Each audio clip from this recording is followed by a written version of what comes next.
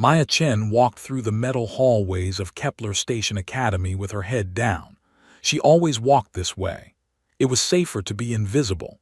The space station floated high above Earth, and only the smartest children in the world came here to study. They would become the scientists, pilots, and leaders who would take humanity to the stars. Maya was smart, very smart, but she never raised her hand in class. She never spoke loudly. She sat in the back and did her work quietly. Her teachers barely remembered her name. Her classmates walked past her like she was a ghost. This was how Maya wanted it. The station was beautiful in its own cold way. Through the windows, you could see Earth spinning slowly below. Blue oceans, white clouds, green lands. Maya sometimes stood at these windows late at night when everyone was sleeping. She would press her hand against the cold glass and wonder what it felt like to belong somewhere. She was 18 years old. In 6 months, she would graduate. Then she could leave this place and start a real life somewhere far away. She just had to survive 6 more months. The problem was Vera Okonkwo. Vera was everything Maya was not. She was tall and strong. She walked through the hallways like she owned them, and in many ways she did. Her father was Admiral Marcus Okonkwo, the most powerful military commander in the entire solar system. He controlled the Sol Defense Fleet, thousands of warships that protected humanity from threats both real and imagined. Because of her father, Vera could do anything she wanted. She cheated on tests and teachers looked away. She hurt other students and no one reported it.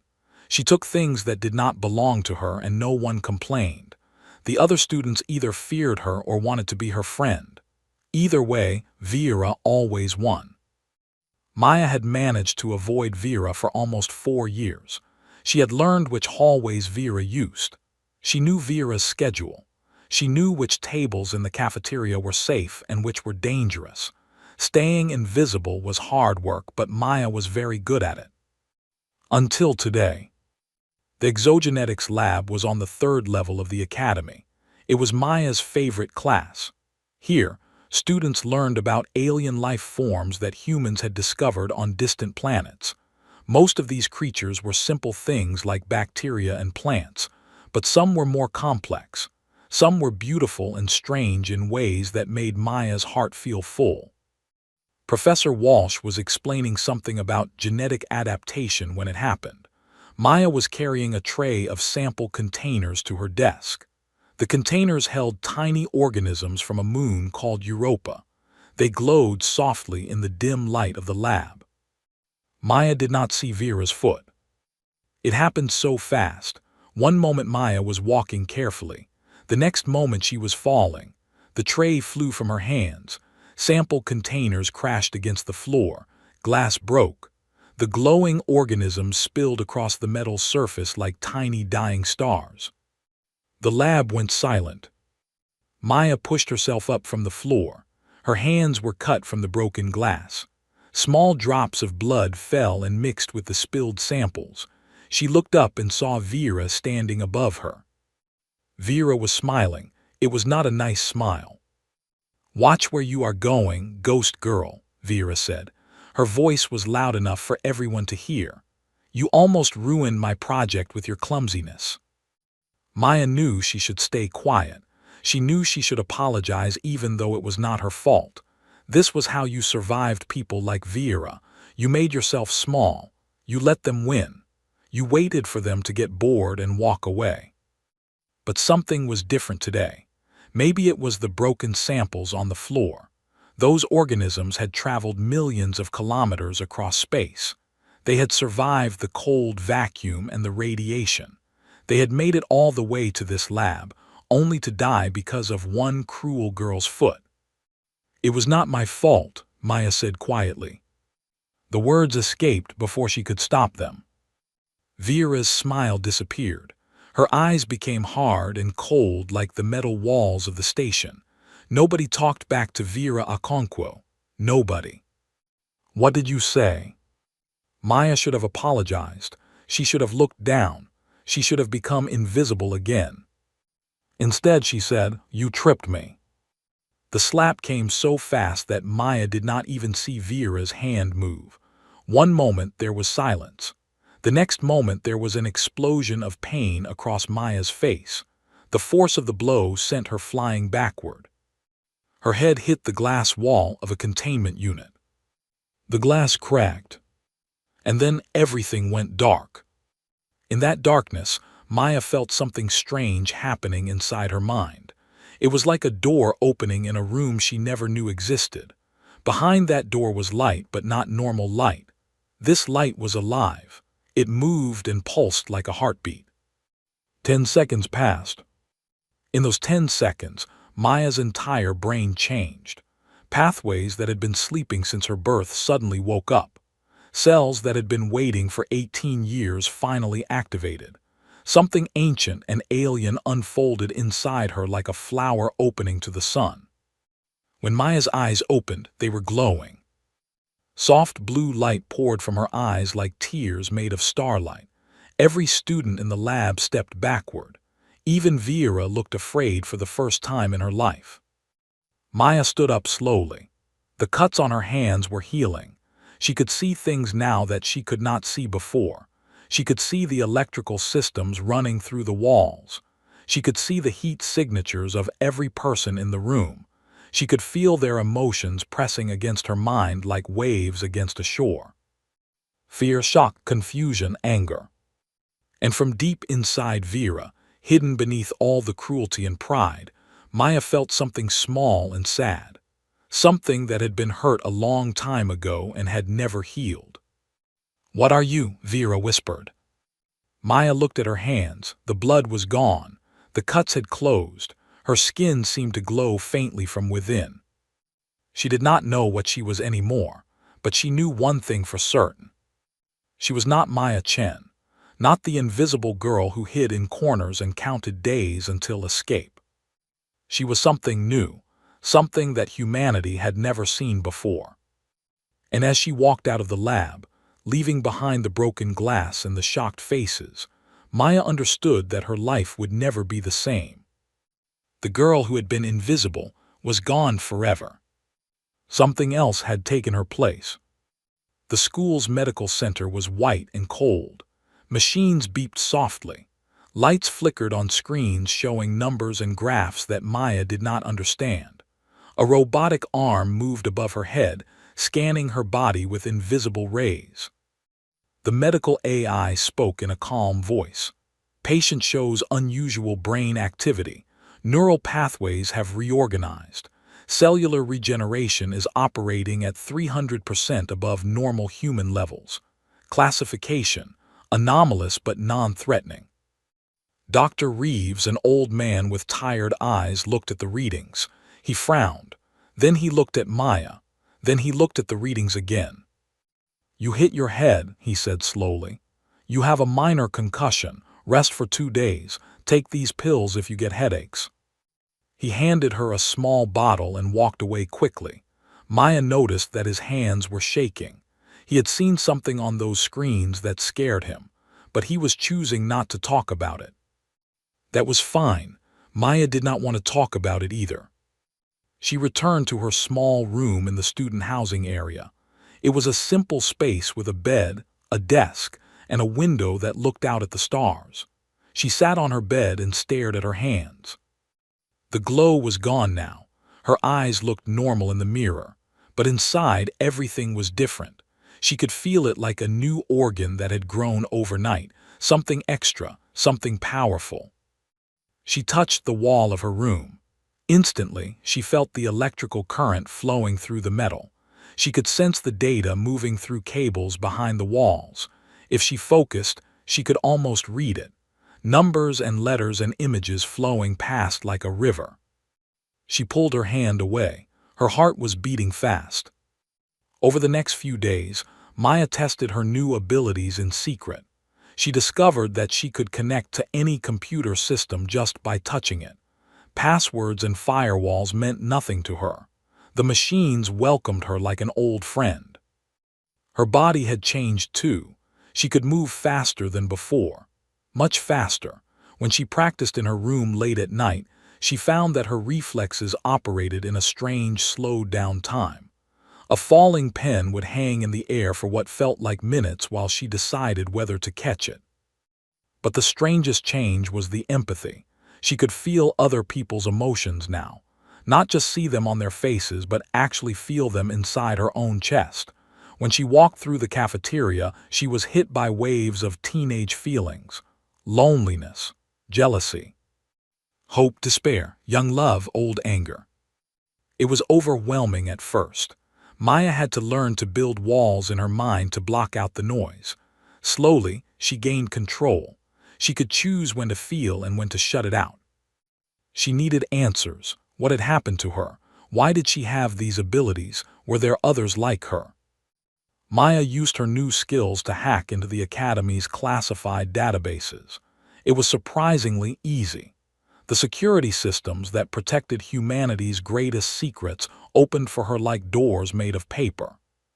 She searched for hours, days. She followed digital trails through old records and forgotten files. Most of what she found was boring: budget reports, student grades, maintenance schedules. Then she found Project Prometheus. The file was buried deep in a system that was supposed to have been erased decades ago. Someone had hidden it well, but not well enough. Maya read the file 3 times to make sure she understood. 50 years ago, humanity had made first contact with alien life. Not the simple organisms they taught about in school. Real aliens. Intelligent beings from a planet in a distant galaxy. These aliens were peaceful. They shared some of their knowledge with human scientists before leaving. Among the things they shared was their genetic code. A secret group of scientists began Project Prometheus. They wanted to create super soldiers who could survive on hostile alien worlds, soldiers who could breathe toxic air, soldiers who could see in the dark, soldiers who could heal from terrible wounds. They took human embryos and spliced alien DNA into them. 12 children were created, 12 experiments. The project was shut down when the government discovered what was happening. The scientists were arrested. The 12 children were supposed to be terminated. But one child survived. Maya found her mother's name in the files: Dr. Lin Chen, lab assistant. She had smuggled out one embryo before the facility was destroyed. She had raised that embryo as her own daughter. She had never told anyone the truth. Maya's mother had died when Maya was 10 years old. A shuttle accident, they said. Maya had been sent to the academy because she had no other family. She had spent 8 years believing she was alone in the universe. Now she understood why her mother had always looked at her with such sadness. Her mother had known what Maya really was. She had known that someday, something might wake up the alien genes sleeping inside her daughter. The file explained that the Prometheus abilities would remain dormant until activated by extreme physical trauma. The original scientists had designed it this way as a safety measure. The soldiers would seem normal until they were needed. Vera's slap had been that trauma. The blow to Maya's head had been the key that opened the lock. Maya closed the file.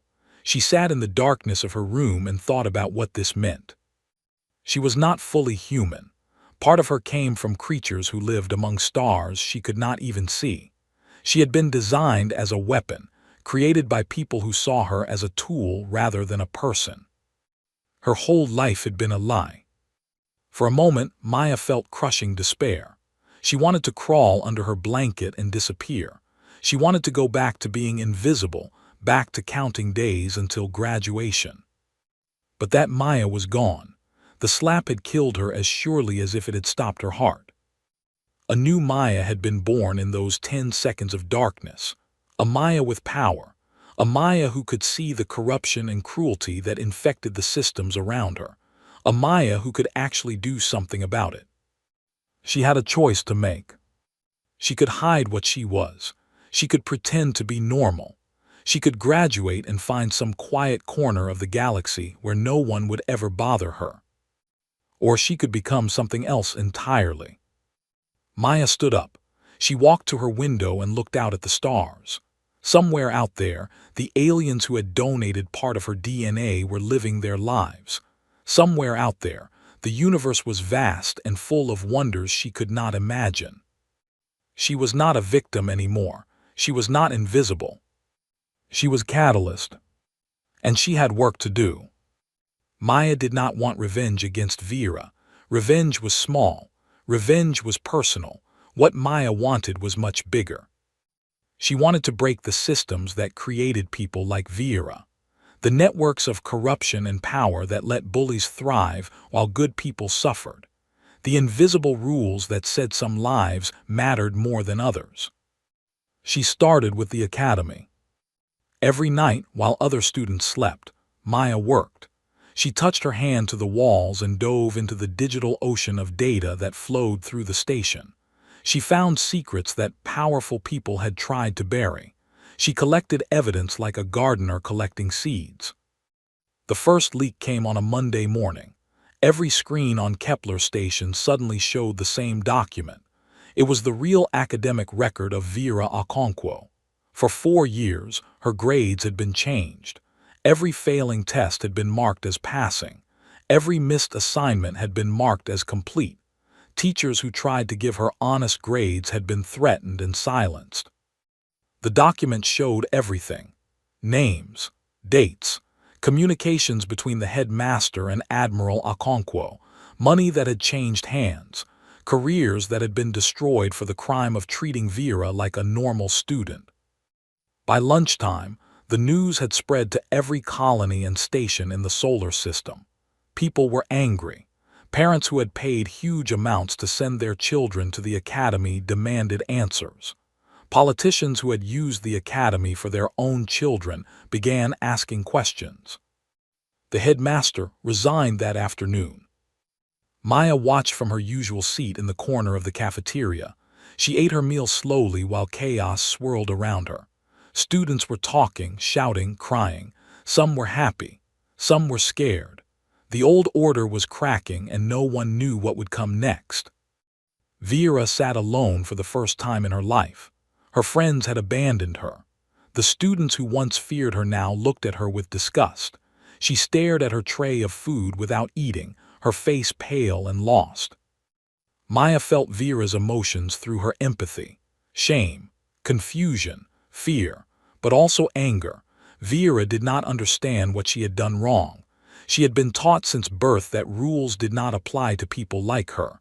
Now the world was telling her something different and she did not know how to process it. Maya almost felt sorry for her, almost. The second leak came a week later. This time, the target was Admiral Marcus Okonkwo himself. Maya had found evidence of illegal weapons deals. The Admiral had been selling military technology to criminal organizations in the outer colonies. Ships and guns and bombs that were supposed to protect humanity were instead being used to terrorize innocent people. More than that, he had been covering up accidents. Ships that disappeared because of faulty equipment. Soldiers who died because of his cost-cutting measures. Families who never learned the truth about how their loved ones had really died. Maya released everything. Every document, every recording, every secret communication. The Admiral was arrested while giving a speech about military honor. The video of soldiers dragging him away in handcuffs played on every news channel for days. His wife and children were questioned. His bank accounts were frozen. His entire empire of lies came crashing down. Vera disappeared from the academy. Some said she had gone into hiding. Others said she had been taken by authorities for questioning. Either way, her seat in class remained empty. Maya should have felt satisfied. The bully who had slapped her was now facing real consequences. The systems that had protected her were exposed and broken. Justice, of a kind, had been done. But Maya did not feel satisfied. She felt something else entirely. Danger. It came in the form of a message that appeared on her personal screen one night. The message contained no words, only an image. It showed a black circle with a white line through it. Below the circle were coordinates and a time. Maya recognized the symbol from the Project Prometheus files. It belonged to a group called the Purifiers. The Purifiers believed that humanity must remain pure. They saw genetic modification of any kind as a sin against nature. For decades, they had hunted down anyone connected to Project Prometheus. Scientists, family members, anyone who knew the truth. They had found Maya. She went to the coordinates. It was a small room in an abandoned section of the station where maintenance robots worked and humans rarely visited. 3 people waited for her there. They wore plain clothes, but their bodies moved like soldiers. "You are the last one," their leader said. He was a tall man with cold eyes. "The others are all dead. We have been searching for you for 18 years. Maya felt their emotions: hatred, disgust, religious certainty. They believed they were doing right. They believed they were saving humanity from contamination. "I have done nothing wrong," Maya said. "You exist," the leader replied. "That is enough." They attacked. Maya discovered something new about herself in that moment. Her body knew how to fight. The alien genes had given her combat instincts that activated under threat. She moved through the 3 purifiers like water through rocks. Her speed and reflexes made their attacks look slow and clumsy. When it was over, they lay unconscious on the floor. Maya had not killed them. She did not want to kill anyone. But she understood now that the purifiers would never stop. They would send more soldiers. They would hunt her across the galaxy. Her crime was existing. There was no way to make peace with people who hated you for being alive. Maya returned to her room and began to plan. She could not stay at the academy. She could not stay anywhere in the inner solar system. The purifiers had eyes everywhere. She needed to run. But more than that, she needed to find others like herself. The Prometheus files had mentioned 12 children. The purifiers claimed the others were dead. But Maya had learned not to trust what powerful people said. Maybe some had survived. Maybe they were hiding just like she had been hiding. If she could find them, they could protect each other. Together, they might be strong enough to build something new. A place where people like them could live without fear. A community based on what you contributed, not who your parents were. It was a dream, maybe an impossible dream. But Maya had already done impossible things. She had brought down an admiral and exposed a corrupt system. She had survived an attack by trained killers. She touched her hand to the wall one last time and sent a message into the vast network of human communication. A simple message, hidden in code that only a Prometheus child would recognize. "You are not alone. I am coming to find you." Then she packed her few belongings and prepared to leave the only home she had ever known. The stars were calling. The ship was called Prometheus Rising. It had been an exploration vessel once, built to carry scientists to distant worlds. Now it sat in a forgotten corner of a junkyard on the moon, waiting to be scrapped. Maya found it through the station's old records. She gathered a crew from the academy's outcasts, students from poor families who had earned their place through talent alone, children of colonists who were looked down upon by Earth-born students, anyone who had felt the boot of power pressing down on their neck. 30 young people left Kepler Station in the middle of the night. They stole food and supplies from storage areas. They hacked security systems to hide their escape. By the time anyone noticed they were gone, the Prometheus Rising was already flying toward the edge of the solar system. Maya did not expect Vera to be waiting at the airlock. The girl who had once been powerful and proud now looked broken. Her expensive clothes were dirty. Her face was thin from days without proper food. The arrogance was gone from her eyes, replaced by something Maya had never seen there before. Desperation. "Take me with you," Vera said. The other students surrounded her with angry faces. These were the people she had tormented for years. They remembered every cruel word, every stolen lunch, every time she had made their lives miserable. They wanted to leave her behind. Maya felt Vera's emotions, fear of being alone, shame for what she had done, confusion about who she was without her father's power to protect her. Deep underneath all of that, there was something small and wounded, a child who had never been taught how to be good. "Why should we help you?" Maya asked. "I have nowhere else to go," Vera said. "My father is in prison. My mother has left the solar system. Everyone who used to be my friend has disappeared. The purifiers are hunting anyone connected to my family. You spent years making our lives terrible." "I know," Vera's voice cracked. "I know what I did. I cannot undo it, but I can change. Please, give me a chance to be different."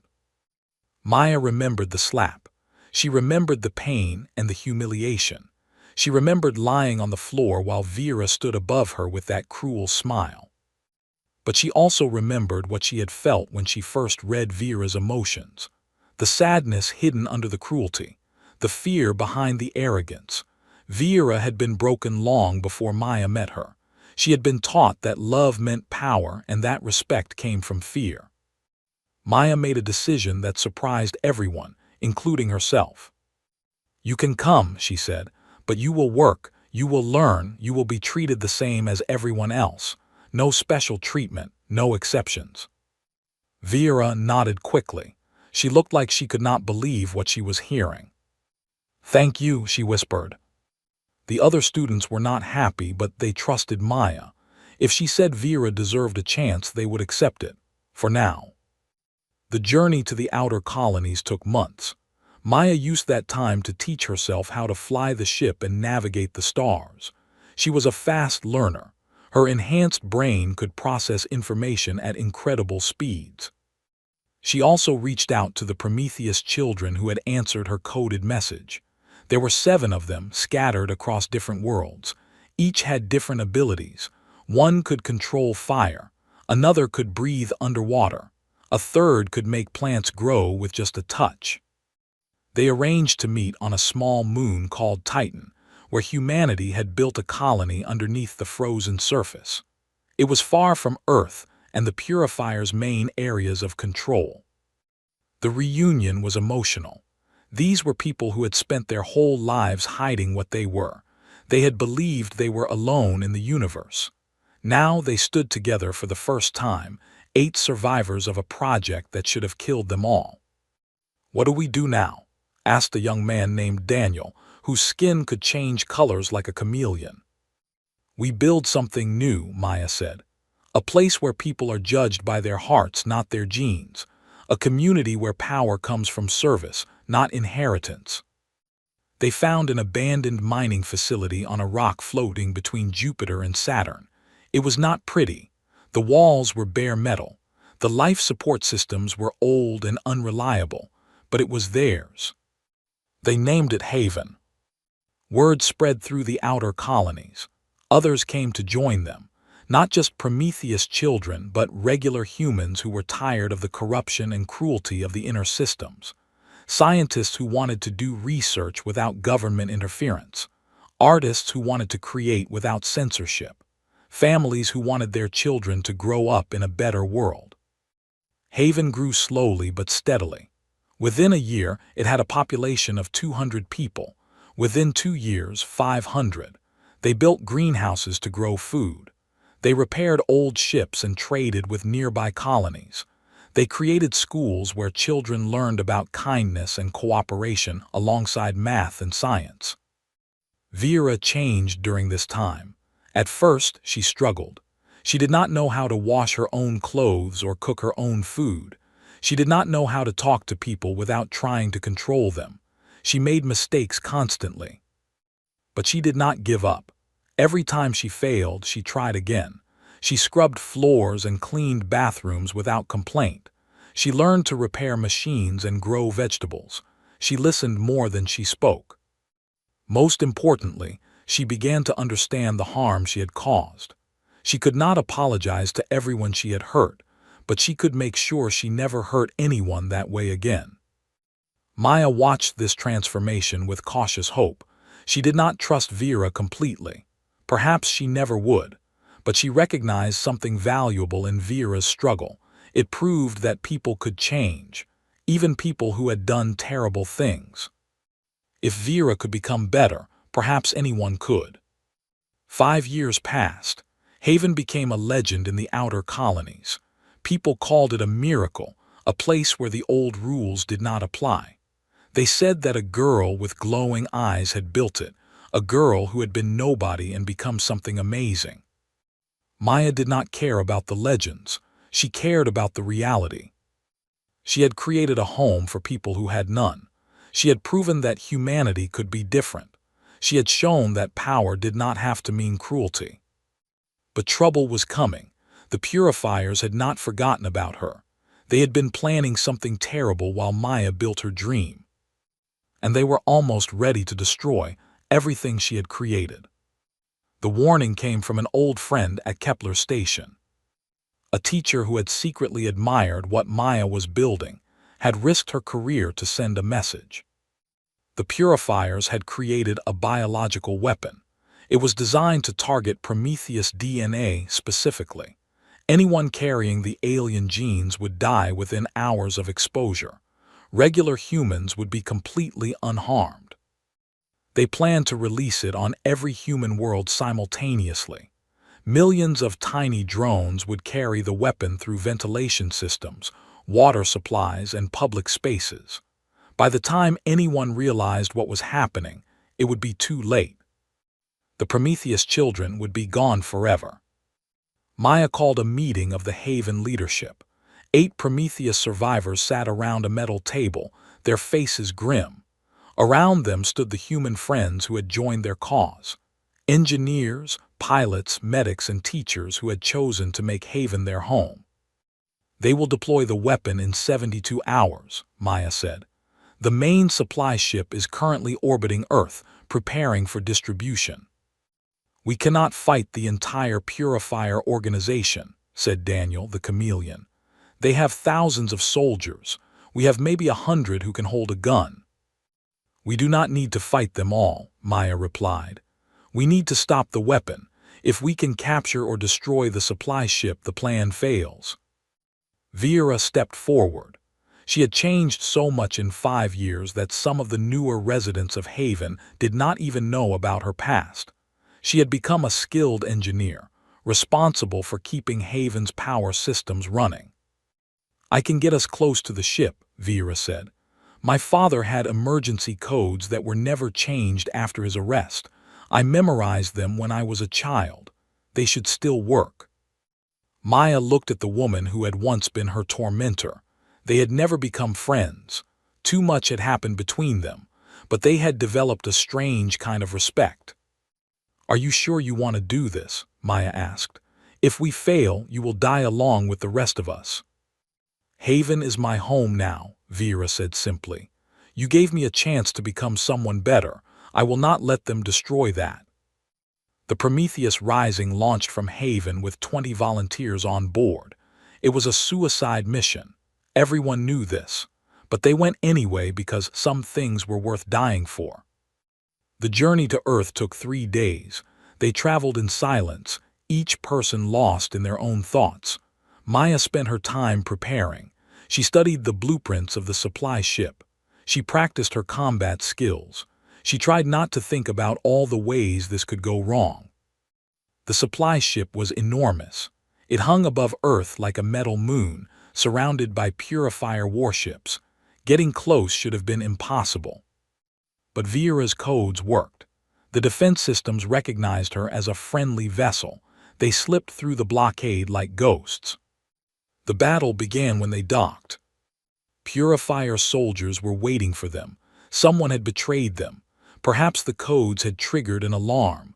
Perhaps a spy had reported their plans. It did not matter now. Maya led the charge. Her body moved at speeds that human eyes could not follow. Soldiers fell before they could even aim their weapons. The other Prometheus children fought beside her, each using their unique abilities. Fire and water and growing vines filled the metal corridors. Their human allies fought with regular weapons and regular courage. Many fell. Maya felt each death like a knife in her heart. These were her friends, her family. They were dying for a cause she had asked them to believe in. The fighting lasted hours. The Prometheus Rising crew pushed deeper into the supply ship, leaving destruction behind them. They lost half their number before reaching the main cargo hold. The weapon was there. Thousands of tiny drones sat in neat rows, waiting to be released. Each one contained enough of the biological agent to kill any Prometheus child within a kilometer. Maya placed her hand on the central control console. She felt the ship systems open to her like they always did. With a thought, she could destroy the drones. She could save her people. But she hesitated. Through the ship's cameras, she could see the Purifier leadership gathered in a conference room. The men and women who had ordered this genocide. The people who believed that killing her kind was not only acceptable but holy. She could vent the atmosphere in that room with a single command. She could end them. It would be justice. It would be revenge. It would be exactly what they deserved. Maya's finger hovered over the control. Then she made a different choice. Instead of killing them, she activated every screen on every human world. She broadcast the truth. She showed the evidence of what the Purifiers had planned. She showed their communications, their designs, their cold calculations about acceptable casualties. She let humanity judge for itself. The response was immediate and overwhelming. People everywhere watched in horror as the scope of the conspiracy was revealed. Governments that had secretly supported the Purifiers quickly distanced themselves. Soldiers who had followed orders without question began to ask what they had almost done.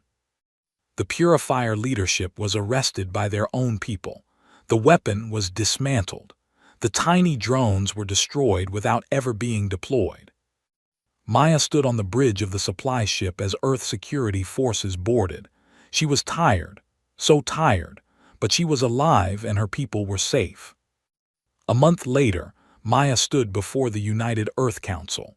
Representatives from every human world watched as she spoke. Behind her stood the surviving Prometheus children and the friends who had fought beside them. "You created us because you were afraid," Maya said. "Afraid of what might be waiting in the darkness between stars. You made us into weapons because you thought weapons were the answer to fear." She paused and looked at the faces watching her. Some were hostile, some were curious, some were ashamed. But the greatest threat to humanity has never been alien. It has been the part of ourselves that sees difference as danger, the part that mistakes cruelty for strength, the part that builds walls instead of bridges. Maya thought of Vera standing somewhere in the crowd, a bully who had become a hero, a symbol that change was always possible. "I am not here to rule you or replace you," Maya continued. "I am here to show you what humans can become when we stop being afraid of our own potential. We can be kind. We can be brave. We can build communities based on love instead of fear." She raised her hand. The soft blue glow returned to her eyes, but this time it was warm instead of strange. It looked like hope. "We are humanity too, not better, not worse, just different. And maybe that difference is exactly what we need to become the species we were always meant to be." The council voted that day to grant full citizenship rights to all Prometheus children. Haven became an official colony. The Purifiers were outlawed across human space. Maya returned to her home among the stars. She was 23 years old. She had been beaten, hunted, and nearly killed. She had lost friends and gained a family. In her small room on Haven, she looked out the window at the distant light of Earth. Somewhere down there, a classroom still existed where a girl had been slapped and a universe had changed. Maya smiled. She had sought a new identity that day. She had found something better. She had found her purpose. And humanity would never be the same.